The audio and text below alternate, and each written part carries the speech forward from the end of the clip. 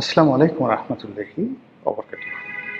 সম্মানিত দর্শক, দেশের প্রধান রাজনৈতিক দল, সংসদে প্রধান বিরোধী দল এবং রাজপথেও এই মুহূর্তে বিএনপির সবচেয়ে শক্ত প্রতিদ্বন্দ্বী জামাতের যে মতিগতি, এটা আমরা বুঝতে পারছি না। স্বয়ং প্রধানমন্ত্রী তাদেরকে গুপ্ত শক্তি হিসেবে নানা রকম, যাকে বলা হয় টিটকারি এবং নানা রকম বাক্যবান্তি নিয়ে ছুড়ে দিচ্ছেন। আবার তারা যে কোনো কাজ করতে পারে, তাদের পক্ষে যে কোনো কর্ম করা সম্ভব। ইতিমধ্যে বাংলাদেশে এরকম একটা পরিবেশ পরিস্থিতি, এরকম একটা ভাবমূর্তি তৈরি হয়ে গেছে।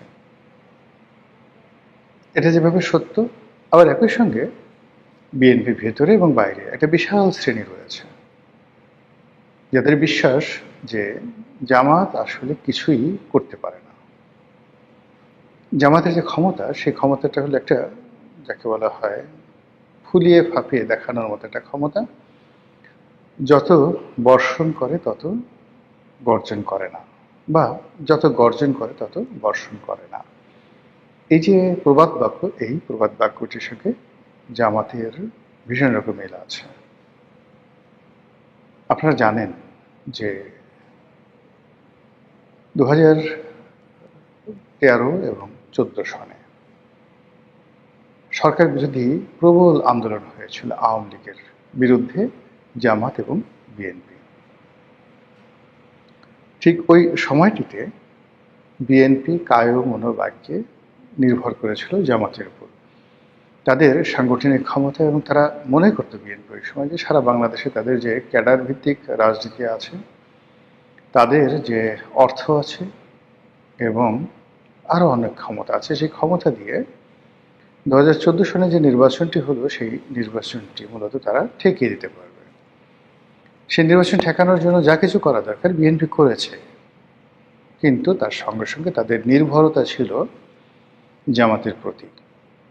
এরপরে যখন আবার আওয়ামী লীগ সরকার ক্ষমতায় এলো, তারপর আরেকটি জ্বালাও পোড়াও হলো। সেই জ্বালাও পোড়াও আন্দোলনের নেতৃত্বে ছিল মূলত জামাত। বেগম জিয়া তখন জীবিত এবং তিনি সর্বান্তকরণে বিশ্বাস করতেন যে জামাত কিছু একটা করতে পারবে এবং তাদের সেই ক্ষমতা আছে। আপনারা জানেন যে দীর্ঘদিন ধরে অবরোধ চলছিল। সেই অবরোধের পর্যায়ে সারা বাংলাদেশে কি না হয়েছে, এবং আওয়ামী লীগ অত্যন্ত স্মার্টলি সে বিষয়গুলো হ্যান্ডেল করে পরিস্থিতি স্বাভাবিক করার চেষ্টা করেছিল, এবং একই সঙ্গে জামাতকে আর বাড়তে দেয়নি। ফলে 2016, 17, 18 এই 3টি বছর জামাতের জীবনে সরকারের পক্ষ থেকে রীতিমতো একটি, যাকে বলা হয় সুনামি নেমে এসেছিল। একে তো যুদ্ধাপরাধের বিচার নামে জামাতের যারা কর্তা ব্যক্তি তাদেরকে ফাঁসিতে চড়ানো হয়েছিল। অন্যদিকে যারা জামাতের ফাইন্যান্সার ছিলেন, ডোনার ছিলেন, সেটা মধ্যম স্তরের বা প্রান্তিক স্তরের দোকানদার থেকে শুরু করে একেবারে সর্বোচ্চ পর্যায়ে যারা ইন্ডাস্ট্রিয়ালিস্ট, সবাইকে সরকার টার্গেট করে। তাদের ব্যাংক, বিমা, দোকানপাট, তারপর অফিস, আদালত, সব জায়গাতে সরকার হানা দেয়। ফলে পুরানা পল্টন, মগবাজার, পুরনো ঢাকা, গুলিস্তান, এ সমস্ত এলাকাতে যে সকল মার্কেট আছে, সেখানে জামাতের অনেক ব্যবসায়ী ছিল, ছোট ব্যবসায়ী, সমবায়ের ভিত্তিতে ব্যবসা প্রতিষ্ঠান পরিচালনা করা সহ আরও অনেক কিছু। সরকারি নজরদারি, সরকারি হামলা, সরকারি মামলার কারণে তাদের সকল ব্যবসা প্রতিষ্ঠান, এমনকি ছোট একটা জুতার দোকান কোনো জামাতের মালিক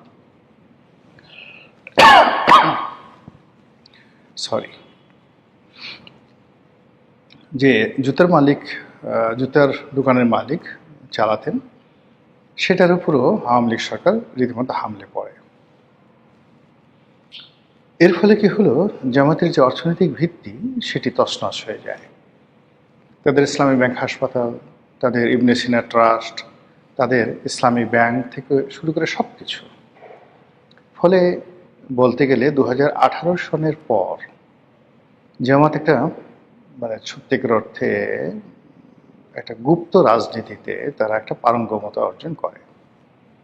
সরকারের সাথে কোনো কন্ট্রাডিকশন না গিয়ে, কোনো কনফ্লিক্টে না গিয়ে সরকার যা কিছু করছে ওটাকে মেনে নিয়ে বিকল্প পন্থায় বা পদ্ধতিতে তারা শক্তি অর্জন করতে করতে দেখা গেল শেখ হাসিনা যখন একেবারে ক্ষমতার শীর্ষে পতনের আগে আগে, তখন ছাত্রলীগ, যুবলীগ, আওয়ামী লীগ, প্রধানমন্ত্রীর কার্যালয়, সচিবালয়, বিচার অঙ্গন, এমনকি সেনাবাহিনীর মধ্যে জামাত এবং জামাত মাইন্ডেড যারা লোকজন, তাদের যে বিস্তার এবং বিস্তৃতি ব্যাপকভাবে তারা ঘটিয়ে ফেলল। এবং তারা শুধুমাত্র এখানে ঘটানো থেকে শুরু করা নয়, দেশের রাজনীতি, অর্থনীতি, সমাজনীতি, পত্রিকাগুলো, সংবাদপত্র, সব জায়গাতেই তাদের একটা প্রচ্ছন্ন প্রভাব তৈরি হয়ে গেল। এর প্রেক্ষিতে যখন শেখ হাসিনার পতন হলো, সঙ্গে সঙ্গে ডক্টর ইউনূস যে ক্ষমতায় এলেন, তাকে সব রকম লজিস্টিক সাপোর্ট দেওয়ার মতো মেশিন অ্যান্ড মেশিনারিজ,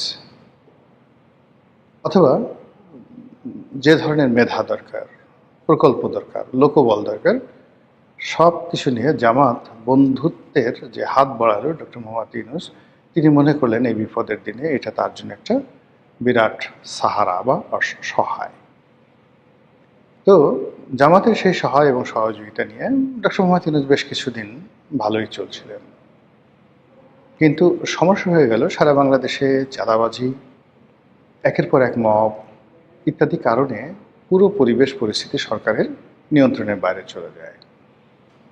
এবং ঠিক ওই সময়টিতে জামাত হয়তো ডক্টর মোহাম্মদ ইউনূসকে অনেক বুদ্ধি দিয়েছেন, পরামর্শ দিয়েছে, কিন্তু তারা মানে আইদার সরকার অথবা জামাত, তারা প্রশাসনে, জনমত গঠনে এবং দেশের মানুষকে সরকারমুখী করে রাখা অথবা ডক্টর মোহাম্মদ ইউনূসের প্রতি বিশ্বস্ত রাখার ক্ষেত্রে কার্যকরী ভূমিকা পালন করতে পারেনি। এর ফলে কি হলো, ডক্টর মোহাম্মদ ইউনূস ভয় পেয়ে গেলেন। ভয় পেয়ে তিনি বিএনপির সঙ্গে একটা সমঝোতায় এলেন, যেটি আসলে ডক্টর মোহাম্মদ ইউনূসের যে লন্ডন বৈঠক হলো, সেই লন্ডন বৈঠকের আগে কল্পনাও করা যেত না। তিনি লন্ডন থেকে ফিরে এসে মোটামুটি রাতারাতি 180 ডিগ্রি অ্যাঙ্গেলে তিনি উল্টে গেলেন।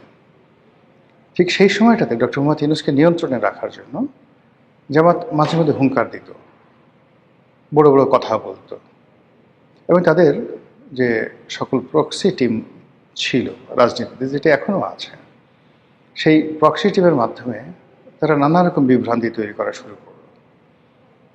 তারা কখনো জোট করলো, রাজনৈতিক জোট, কখনো বিএনপির একেবারে কিচেনে, রান্নাঘরে তাদের নিজেদের লোক ঢুকিয়ে দিল, এবং সেই লোকগুলো এখনও আছে। এরপর রাজনীতির ময়দান গরম করার চেষ্টা করলো, ডক্টর ইউনূসকে আবার বাগিয়ে আনার চেষ্টা করলো, কিন্তু আসলে হলো না। অবশ্য হতে পারত যদি যেটা উসমান হাদির যে হত্যাকাণ্ড, এই হত্যাকাণ্ডটি না ঘটত, আর হত্যাকাণ্ডের পরবর্তীতে প্রথম আলো ডেইলি স্টারে আগুন লাগানো থেকে শুরু করে জামাতের যে সকল পেইড এজেন্ট রয়েছে দেশের বাইরে, তারা জামাতকে বেশি উপকার করতে গিয়ে সে সকল ইউটিউবাররা, সে সকল ফেসবুকাররা, তারা পুরো দেশটাকে এতটা উত্তাল করে তুলল, এবং জামাতের দীর্ঘদিনের যে একটা নরম সরম একটা ভাবসাব ছিল, সেই ভাবসাবকে রীতিমতো একটা উগ্রতায় তারা পরিণত করে ফেললো, এবং জামাত মুহূর্তের মধ্যে একটা বন্ধুহীন দলে পরিণত হলো। ঠিক সেই অবস্থাতে যখন বিএনপি ক্ষমতায় এলো বা বিএনপি নির্বাচনে আসার ঘোষণা দিল, নির্বাচনের আসলে রেজাল্টের আগের দিন পর্যন্ত জামাত এবং তাদের যারা লোকজন আছে তারা কিন্তু একটা ভাইব তৈরি করে রাখতে পেরেছিল। কিন্তু নির্বাচনের ফলাফল যথেষ্ট ভালো হয়েছে আমার দৃষ্টিতে, জামাতের এবং জোটের, কিন্তু যে কৌশল তারা অবলম্বন করতে চেয়েছিল সেই কৌশলটা আসলে হয়নি।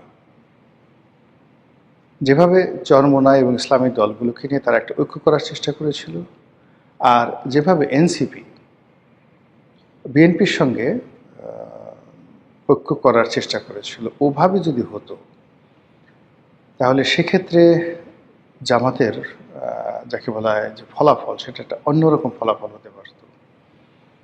2 নম্বর হলো যে জামাত যে এখন বিরোধী দলে আছে, সেই বিরোধী দলটাও যদি তারা বিরোধী দলে আসতো চরমোনাইয়ের সঙ্গে, সেটা অনেক শক্তিশালী হতো। আবার অন্যদিকে যদি এনসিপির যারা লোকজন রয়েছে তারা বিএনপির সঙ্গে থাকতো, তাহলে এই যে বৃহৎ যে শক্তিটি, এই বৃহৎ শক্তিটি বিএনপির মধ্যে বিলীন হয়ে যেত। কিন্তু এখন যেটা হলো যে এনসিপিকে তারা নিজেদের মতো নিয়ে নিয়েছে। এক্ষেত্রে এনসিপির তো আসলে আলাদা কোনো সত্তা বা আলাদা কোনো শক্তি নেই, কিন্তু তাদেরকে বাঁচিয়ে রাখতে হচ্ছে, তাদেরকে প্রমোট করতে হচ্ছে একটা বিকল্প শক্তি হিসেবে। এতে করে জামাতের যে শক্তি সেটা কমে যাচ্ছে, এনসিপির শক্তি ক্রমশ বেড়ে যাচ্ছে, এবং এনসিপিকে সরকারের যারা লোকজন তারা আবার বিভিন্নভাবে টানাটানি করার চেষ্টা করে জামাতকে দুর্বল করার চেষ্টা করছে। তা এরই মধ্যে সুদূর দিল্লি থেকে শেখ হাসিনা বারবার কলকাঠি নেওয়ার চেষ্টা করছে, আর জামাত বারবার বিএনপিকে ভয় দেখাচ্ছে যে বেশি বাড়াবাড়ি করবেন না, তাহলে শেখ হাসিনা ঢুকে পড়বে, ভারত আওয়ামী লীগে ঢুকিয়ে পড়বে, আমাদের সঙ্গে সমঝোতা করে থাকুন। আবার বিএনপিও যে কাজটি করছে সেটা হলো যে জামাতকে বলছে আপনারা শান্ত থাকুন, যা পেয়েছেন তাই নিয়ে সন্তুষ্ট থাকুন এবং আমাদের সঙ্গে বাড়াবাড়ি করবেন না। যদি বাড়াবাড়ি করেন তাহলে আমরা শেখ হাসিনাকে আবার বাংলাদেশে পুনর্বাসিত করব, রাজনীতিতে তাদেরকে পুনর্বাসিত করব, এভাবে বলেনি। মানে message is going in that way. আচ্ছা, তো এভাবে যখন চলছে, সরকারের মাত্র 1.5 মাস বয়স, এই 1.5 মাসের মধ্যে অনেকগুলো ঘটনা ঘটে গেছে। জামাত কিন্তু কোনো ঘটনাটাই সেই ধামাচাপা দেয়নি, তারা প্রতিটি ঘটনায় রেসপন্ড করেছে।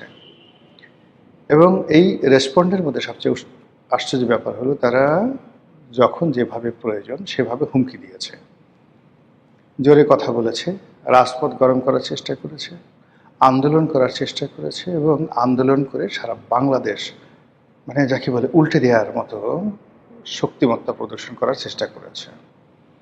জামাত এবং এনসিপির যারা লোকজন তারা সরকারকে বারবার বোঝানোর চেষ্টা করছে যে শেখ হাসিনার মতো একটা শক্তিশালী সরকারকে তারা ক্ষমতার থেকে তাড়িয়ে দিয়েছে।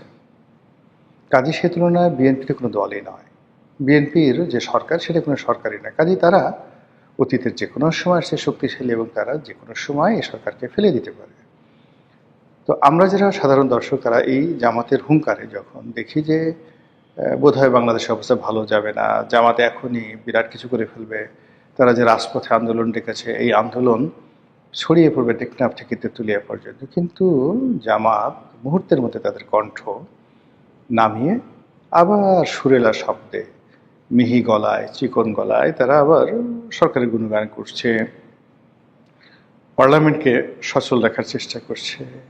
এবং এই যে মাছ ধরি মাছ না ছুঁই প্রাণী, এইরকম একটা রাজনীতির মাধ্যমে আমাদের যে রাজনীতি এবং সরকার তাদেরকে তারা যথেষ্ট বিব্রত এবং যথেষ্ট দুর্বল করে ফেলছে ডে বাই ডে।